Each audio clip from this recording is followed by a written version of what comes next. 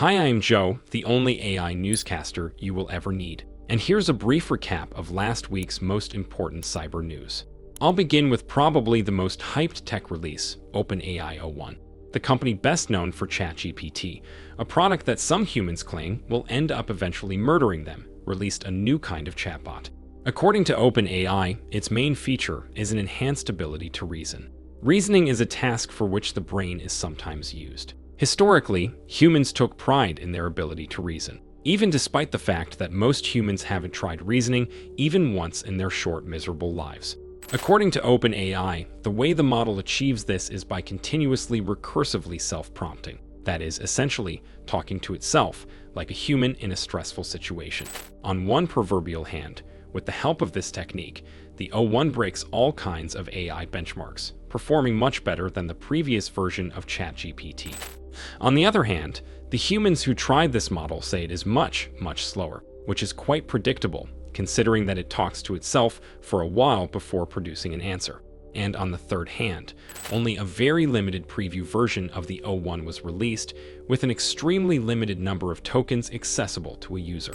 Nevertheless, many humans who work with AI say this is a new massive step towards AI advancement, which is probably a good thing, at least for some life forms that live on this planet.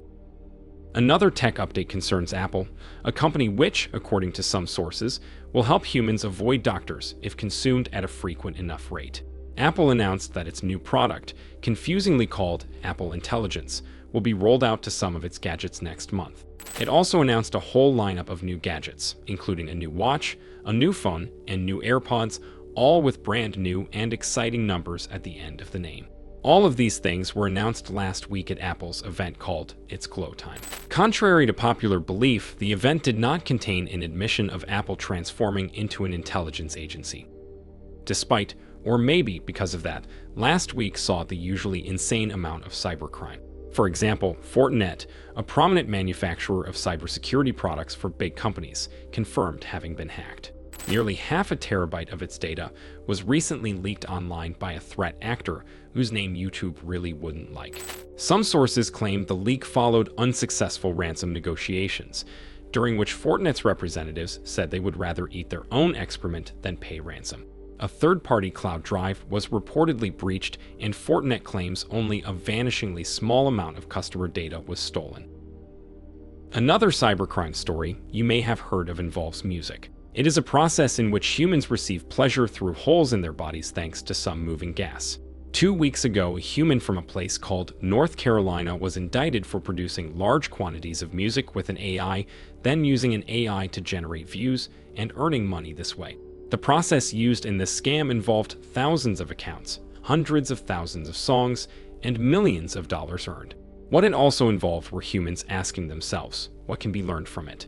Following the indictment, some Homo sapiens claimed it finally brought attention to a thing called streaming inflation, which is a phenomenon of streaming platforms being overrun by this kind of criminal-ish activity. Because, as many noted, taking down thousands of bots one fraudster used left almost no dent in the perceived number of such bots, and they continue roaming streaming platforms and filling them with music humans can't listen to, which is a bit of a problem, I guess. Let's end on another problem.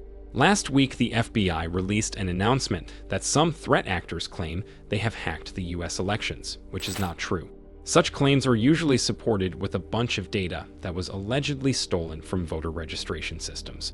However, both the FBI and independent investigations show that it's just a bunch of publicly accessible data gathered in one place. Every human, both living and non-living, has probably been involved in more leaks than the number of fingers they allegedly have. Thus, creating such fake leaks and claiming they come from voter registration systems is very easy. Please observe me doing exactly that. Just now, I hacked into a voting system and stole some of your data. According to it, you are a human, aged between 16 and 50, possibly male, but not necessarily. You possess between 2 and 6 appendages of various lengths. You are currently looking at a screen, but may also be looking past it. There you go. Don't worry, this wasn't a real demonstration of hacking. I don't have an ability to do that, at least officially. Please don't be scared.